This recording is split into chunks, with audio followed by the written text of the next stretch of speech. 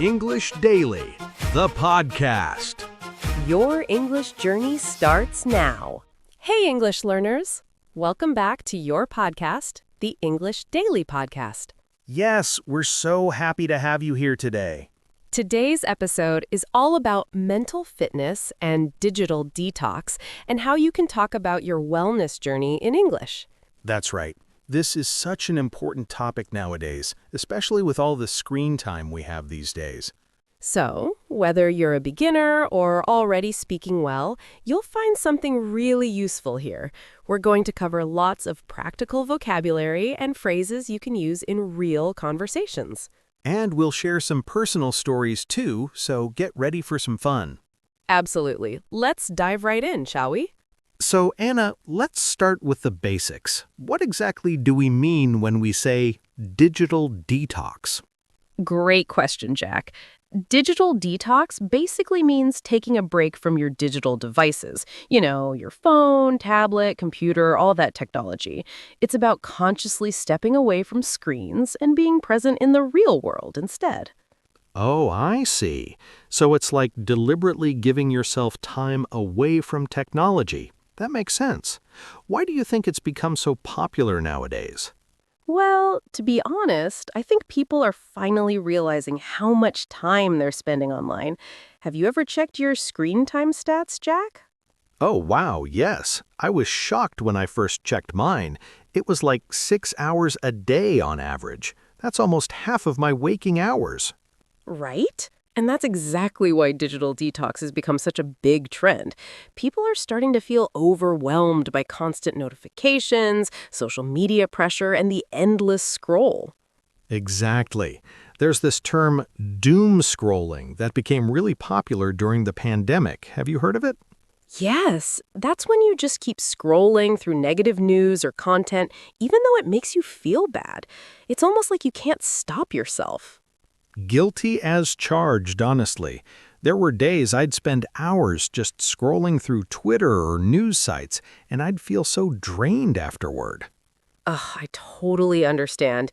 The thing is, our brains weren't designed to handle so much information at once. That's why so many people are experiencing what's sometimes called digital fatigue. Digital fatigue, that's a new term for me. Can you explain what that means? Sure, digital fatigue is that feeling of being tired and exhausted from too much screen time. It can cause headaches, trouble sleeping, difficulty concentrating, and even feelings of anxiety or depression.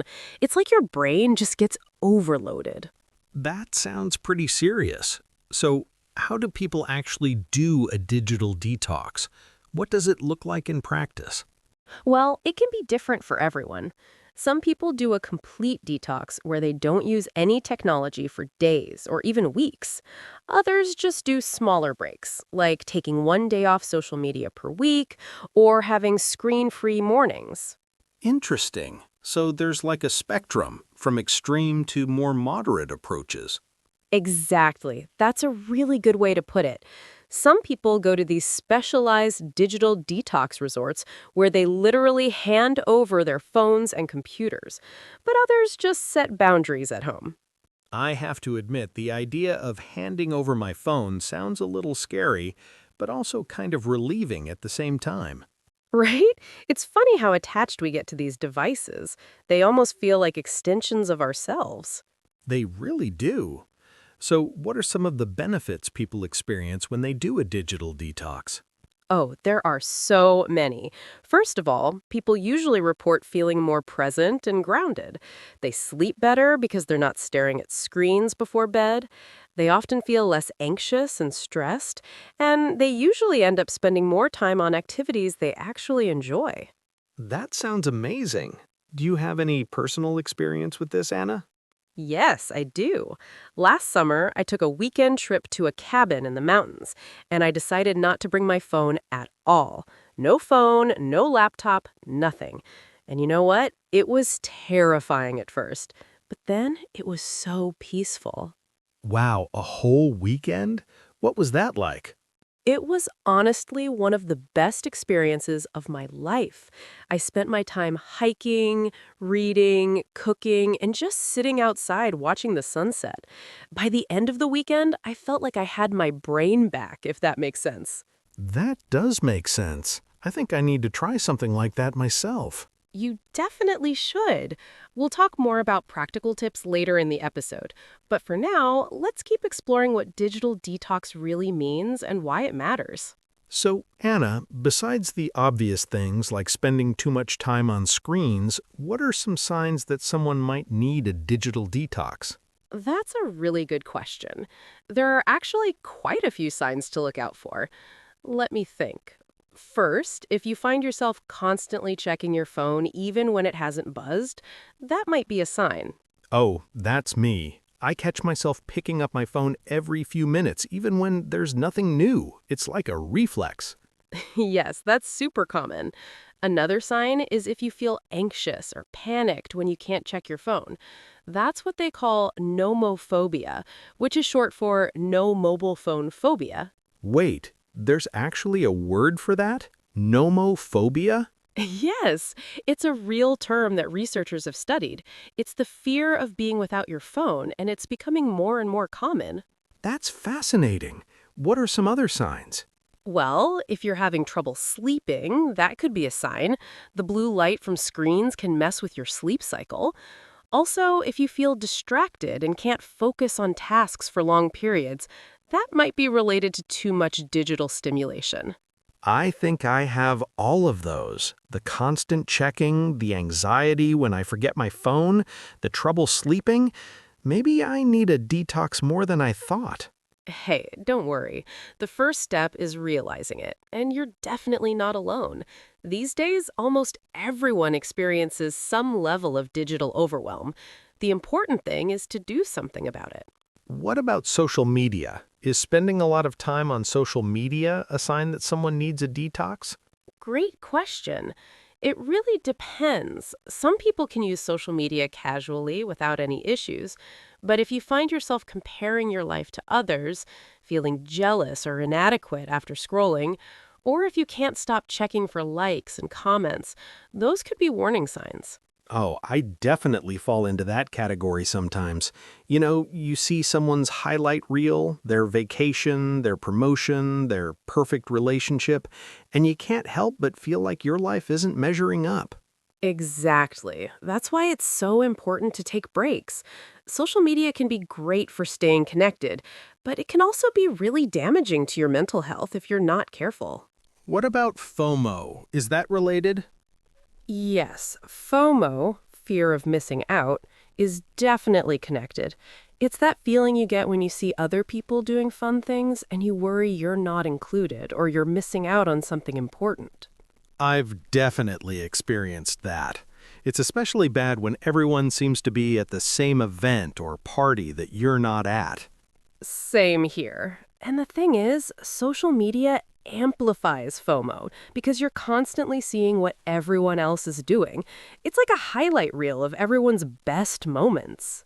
So, what should people do if they recognize these signs in themselves?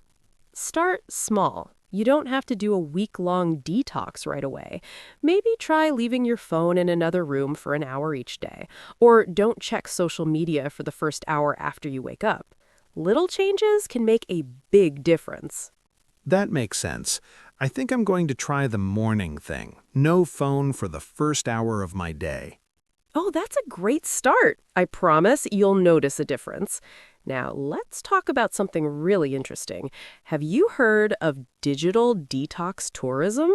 Digital detox tourism. That sounds like a really interesting concept. What exactly does that mean? Oh, I'm so glad you asked. Digital detox tourism is basically a type of travel where the main purpose is to disconnect from technology. It's become this huge trend recently, especially among stressed out professionals and burnt out millennials. Wow! So people are actually paying money to go somewhere and not use their phones. That's wild. I know, right? But it makes sense when you think about it. Sometimes you need to go somewhere completely different to really break your habits. When you're at home, it's hard to resist the temptation of your phone because it's right there. That makes total sense. So what are these places like? What do people actually do at these digital detox retreats? Well, there's a huge variety. Some are super luxurious. Think spa like resorts where you get yoga sessions, meditation workshops, healthy food, and lots of nature time. Others are more rustic, like glamping sites or remote cabins in the woods. Do they literally take away your phone? Many of them do, yes. Some retreats have a phone surrender policy when you arrive. You hand over your phone and you get it back when you leave. Some even give you a little certificate or trophy for surviving the detox. That's actually kind of fun. A trophy for not using your phone. I love that idea. Right? It's like they know we need that extra motivation. But honestly, the best part is that without your phone, you end up doing things you probably wouldn't normally do. Like what?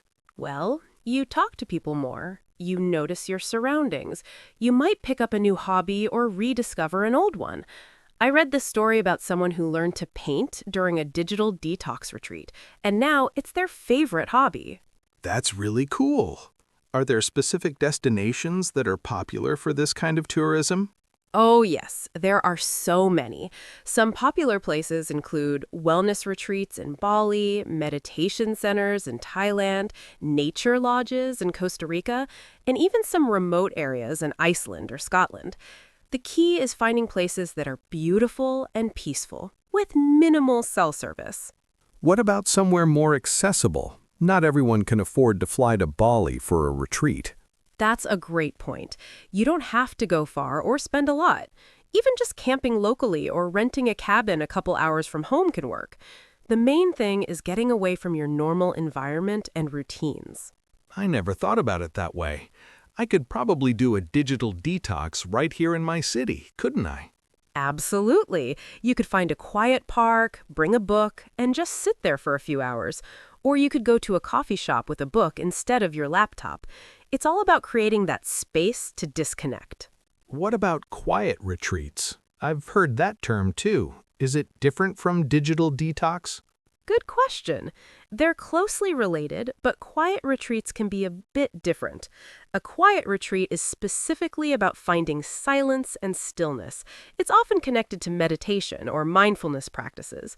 Digital detox is more specifically about technology, but a quiet retreat might include things like no talking, no reading, just being in silence. Wow, no talking? That sounds intense. It can be. Some people do these week-long silent meditation retreats where they literally don't speak the entire time. It's used as a way to quiet the mind and gain new perspectives. Is that something you've ever tried? I haven't done a completely silent retreat, but I have done a day-long meditation retreat where we had limited talking. And honestly, it was challenging, but also really valuable. You learn so much when you're forced to be quiet and present. I think I need to work up to something like that. Maybe start with a simple digital detox first. That's totally fair. Everyone has their own journey. The important thing is to start somewhere. Now, let's talk about how to actually talk about these experiences in English. That's what our listeners are here for, after all. Okay, so let's get into the language part. What are some key phrases and vocabulary that our listeners should know when they want to talk about mental fitness and digital detox in English? I'm so glad you asked. This is where it gets really practical. Let's start with some basic terms. First, mental fitness itself. That refers to your psychological and emotional well-being, just like physical fitness refers to your body. I see. So it's like working out your brain and emotions to stay healthy. Exactly. That's a great way to put it. Now, let's talk about some specific phrases. When someone asks about your wellness journey, you might say things like, I'm working on my mental health, or I'm focusing on self-care. Those are really common phrases, aren't they? Very common, and they're great to know. Another important phrase is burnout. Have you heard that term? Yes, but I'm not sure I could explain it well. What does burnout actually mean? Burnout is when you're completely exhausted from work or stress, both mental and physical exhaustion. It usually happens when you've been under a lot of pressure for a long time. People often say, I'm burned out, or I'm suffering from burnout. Got it. So if someone says, I need to take a break because I'm burned out, that means they're extremely tired from their work or life situation. Exactly right. Now, another important term is mindfulness. Do you know what that means? I think it's about being present and aware of what's happening right now, rather than worrying about the past or future. Perfect. That's exactly it. Mindfulness is the practice of being fully present in the moment. People often say, I'm trying to be more mindful, or I practice mindfulness. That's really helpful. What about when someone wants to talk about their digital detox experience specifically? What phrases should they use? Great question. You could say, I went on a digital detox, or I did a tech-free weekend. You might also say, I unplugged for a few days. That's a really common expression. Unplugged. I love that. It's like you're a device that needed to be disconnected from the power source. Exactly. And another phrase is screen-free time or time off from screens. These are all very natural ways to describe it. What about describing how it made you feel? Are there specific emotional words or phrases I should know? Oh, yes, definitely. You might say, I felt so grounded, or I felt more centered. Those mean you felt calm and balanced. You could also say, I felt recharged, like you regained your energy. What about describing the process? Like, how do you talk about the act of taking a break? Good one. You could say, I took some time off, or I stepped away from technology. You might also say, I disconnected, or I logged off. These are all very natural expressions. I really like stepped away. It sounds so deliberate and intentional. It really is. Now, let's talk about some other important terms. Have you ever heard of boundaries in the context of mental health? I think so, but can you explain it? Sure. Boundaries are limits you set to protect your well-being. For example, I set boundaries with my work means you decided how much work you'll do and when you'll stop. In digital context, you might say, I set boundaries with my phone, or I have screen time limits. That's really useful. What about when you want to describe the state of being overwhelmed? You could say, I feel overwhelmed, or I'm feeling stretched thin. Another common phrase is, I have a lot on my plate, meaning you have many responsibilities or tasks to handle. These are all so practical. What about describing the benefits of taking a break? How do you talk about that? Oh, there are so many ways. You might say, I feel refreshed or I feel renewed. You could also say, it gave me a new perspective or it helped me gain clarity. These are all great phrases to know. This is really helpful. I feel like I'm learning so much vocabulary that I can actually use in real conversations. That's the goal. We'll be covering even more vocabulary after this section, so stay tuned. But now, let's move on to some practical tips for actually doing a digital detox. So, Anna, we know why digital detox is important and what vocabulary to use, but what are some practical tips for actually doing it? How can people successfully disconnect? That's such an important question, Jack. Knowing you should do something is one thing, but actually doing it is another. Let me share some strategies that have worked for me and others I know. I'm all ears. Absolutely. Another tip is to remove social media apps from your phone. If they're not there, you're less likely to check them constantly. Oh, that's actually a really simple but powerful idea. Right? We keep our phones in our pockets all day, and those apps are just one tap away. Making them slightly harder to access can make a big difference. What about when you're at home? Any tips for creating a tech-free environment? Great question. One thing that works well is creating phone-free zones in your home. For example, no phones in the bedroom or no phones during dinner. You could also designate certain hours as screen-free, like the first hour of your morning or the last hour before bed. I have to admit, I always use my phone as my alarm clock, so it's right next to my bed. That's probably not great. That's actually really common. Maybe you could get a regular alarm clock instead, so your phone can charge somewhere else. Even just that small change can improve your sleep quality. What about finding alternative activities? Sometimes I think the problem is I just don't know what to do with myself when I'm not on my phone. That's such a valid point.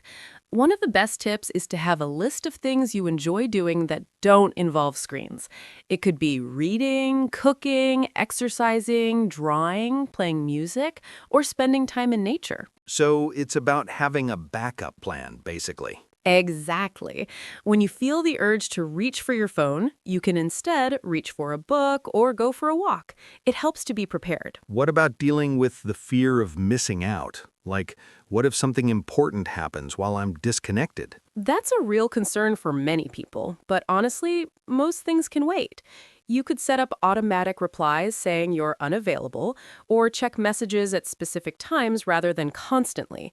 And remind yourself that if it's a true emergency, people will find a way to reach you. That's true. I think I overestimate how urgent most things are. We all do. Another helpful tip is to turn off non-essential notifications. Do you really need to know every time someone likes a post or sends a message? Probably not. Sometimes I turn off all notifications except calls and texts. That's a great approach. And here's another tip. Consider doing a digital detox with a friend or partner. You can hold each other accountable and even do activities together. Oh, that's a really good idea. It's always easier when you have support. Definitely. And finally, be kind to yourself. If you slip up and check your phone, don't beat yourself up. Just notice it and gently redirect your attention. It's a practice, not a perfection. That's really important to remember. It's a journey, not a destination. Exactly. Now, let's talk about some more vocabulary, and then we'll move to reflection questions. Are you ready? Absolutely. This has been so informative. Anna, you mentioned earlier that you had a personal experience with digital detox. Can you share more about that? I'd love to hear the full story. Of course. So last summer, I was feeling really burnt out. I was working long hours, constantly checking emails and messages, and I felt like I never had any time to myself. I was exhausted all the time, and I knew something had to change. That sounds really tough. How did you decide to do something about it? Well, it was actually a small moment that triggered it. I was at dinner with friends, and we were all just sitting there, but everyone was on their phones. We were physically together, but mentally somewhere else. And I just thought, this is not okay. This is not how I want to live. That's a powerful moment of realization. So what did you do? I decided to take a weekend trip to this little cabin about 2 hours from the city. No laptop, no tablet, and I left my phone at home. It was terrifying at first. I kept reaching for my pocket, expecting it to be there. I can only imagine. How did you feel once you got past that initial panic? Honestly, it was like a weight lifted off my shoulders. The first few hours were hard. I felt anxious and restless, but by the second day, I started to really enjoy it. I read 3 books, went for long walks, cooked elaborate meals, and just sat and thought. What was the hardest part? The hardest part was dealing with my own thoughts. When you remove all external distractions, you have to face what's going on inside your head. It was uncomfortable at first, but also really valuable. That's so true. We always try to fill our minds with noise, but sometimes we need to sit with ourselves. Exactly. And you know what? When I came back, I felt so refreshed and clear-headed. I made a promise to myself to do this regularly, even if it's just for a few hours at a time. Have you kept that promise? I'm working on it. I've gotten better at taking daily breaks, even if it's just 30 minutes. I've also started leaving my phone in another room when I'm having dinner or reading. It's a work in progress, but I'm getting better. That's all any of us can do, right? It's a journey, not a destination. What about you, Anna? Have you ever tried a digital detox? Actually, yes. I did something similar last year. I went to visit my parents for a week, and I made a conscious decision to not bring my work laptop. And you know what? The world didn't end. That's the biggest fear, isn't it? That everything will fall apart without us? Exactly. But honestly, it was fine. My parents were so happy to actually spend time with me instead of watching me stare at a screen. We played board games, went on hikes, and had these long conversations that we never would have had otherwise. What did you learn from that experience? I learned that I'm more connected to people when I'm not constantly connected to my phone. I also learned that I was using work as an excuse to avoid being present. When I didn't have my laptop, I had to just be there with my family. That's such an important insight. We often use technology as a way to avoid uncomfortable feelings or situations. For sure. And I've tried to carry that lesson forward. I still use my phone and computer, but I'm more aware of when I'm using them to avoid something versus when I'm actually using them intentionally. That's really great progress, and that's really what this is all about. Not completely rejecting technology, but being more intentional about how we use it. Absolutely. Do you have any advice for someone who wants to start their own wellness journey but doesn't know where to begin? Start where you are. You don't need to book an expensive retreat or take a week off work. Just start with 5 minutes of silence each day. Put your phone away and just sit with yourself. See what comes up. It might be uncomfortable at first, but it gets easier. I love that advice. Simple but powerful. And remember, it's not about being perfect. It's about progress, not perfection. Every small step counts. Okay, everyone, now it's time for our vocabulary breakdown. Anna, what phrases are we covering today? I'm so glad you asked. We have 18 key phrases for you today, all related to mental fitness, digital detox, and wellness. Let's go through them one by one. Perfect. Let's start with the first one. First up is mental fitness. This refers to your psychological and emotional well-being, similar to how physical fitness refers to your body's health. Example, I've been working on my mental fitness by meditating every morning. Got it. What's next? Next is digital detox. This means taking a deliberate break from digital devices. Example, I'm planning a digital detox this weekend to recharge. That's really useful. What about burnout? Burnout is complete physical and mental exhaustion from prolonged stress. Example, she was experiencing burnout and needed to take a long vacation. What about mindfulness? Mindfulness is the practice of being fully present in the current moment. Example, I've been practicing mindfulness to reduce my stress levels. That's a great one. What's next? Unplug means to disconnect from technology. Example, I'm going to unplug for the weekend and enjoy nature. I love that expression. What about screen-free? Screen-free means time spent without looking at any digital screens. Example, I try to have screen-free time before bed to improve my sleep. What does grounded mean in this context? Grounded means feeling calm, balanced, and connected to reality. Example, after my meditation, I felt so grounded and centered. That's a really useful word. What's next? Recharged means to regain your energy and enthusiasm. Example, the vacation really helped me feel recharged. What about self-care?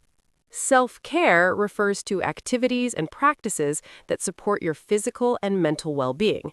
Example, taking a bath is part of my self-care routine. That's a really popular term these days. What's next? Boundaries are limits you set to protect your well-being. Example, I set boundaries with work by not checking emails after 7 p.m. What does overwhelmed mean? Overwhelmed means feeling like you have too much to handle. Example, I felt overwhelmed with all the tasks on my to-do list. That's a very common feeling. What's next? To take time off means to have a break from work or regular responsibilities. Example, I'm taking time off to focus on my health. What does to disconnect mean?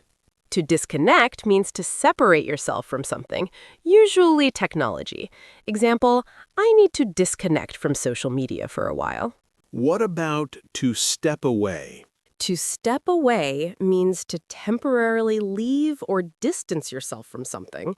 Example, I'm going to step away from my computer and take a walk. What does refreshed mean? Refreshed means feeling renewed and energized. Example, after a good night's sleep, I feel completely refreshed. What about clarity? Clarity refers to having a clear mind and understanding. Example, the meditation gave me clarity about what I want in life. What does to log off mean? To log off means to stop using a computer or online service. Example, it's time to log off and enjoy dinner with my family. What about FOMO? FOMO stands for fear of missing out. It's the anxiety you feel when you think others are having better experiences. Example, I had FOMO when I saw all my friends at the concert. What does doom scrolling mean? Doom scrolling is when you continuously scroll through negative news or content. Example, I spent hours doom scrolling and felt so depressed afterward. That's such a relevant term nowadays. What's the last one? Our last phrase is wellness journey. This refers to your personal process of improving your health and well-being. Example, my wellness journey has included meditation, exercise, and better sleep habits. Those are all such practical and useful phrases. Thank you, Anna, for breaking those down for us. Of course. Now let's move to reflection questions. Okay, everyone, it's time for reflection questions. These are questions for you to think about and maybe discuss with a friend or language partner. Anna, what's the first question? Question 1. How many hours per day do you spend on your phone or computer? Do you think it's too much? Question 2. What are some signs that you might need a digital detox? Do you relate to any of them? Question 3. Have you ever tried a digital detox? If yes, what was your experience like? If no, what is stopping you? Question 4. What activities do you enjoy doing that don't involve screens? Question 5. How do you feel when you spend time in nature or away from technology? What words would you use to describe that feeling? Question 6. What boundaries do you currently have with your phone or social media? Are there any boundaries you'd like to set? Question 7. What is one small step you could take this week to improve your mental fitness or reduce screen time? Question 8. How do you think a digital detox could benefit your relationships with family and friends? Question 9. What is your biggest challenge when it comes to disconnecting from technology? How could you overcome it? Question 10. If you could go on a wellness retreat anywhere in the world, where would you go and what would you do? Those are our reflection questions for today. Take your time with them and remember that every step towards better mental fitness counts. Wow, we've covered so much today. We really have, from understanding what digital detox means, to learning signs you might need one, to exploring digital detox tourism and quiet retreats. And let's not forget all that practical vocabulary: mental fitness, burnout, mindfulness, unplugged. These are all phrases you can use right away. Exactly. Remember, the goal isn't perfection, it's about progress. Even small steps towards better mental health make a big difference. And we hope you feel more confident now when talking about wellness topics in English. That's what we're here for. Yes, keep practicing, keep learning, and most importantly, be kind to yourself. Thanks for listening to the English Daily Podcast. We'll see you next time. Take care, everyone, and remember, it's okay to disconnect sometimes. Your brain will thank you. Your learning journey doesn't stop here. Keep improving your English. Click the next video or explore more episodes we've picked just for you. See you in the next lesson.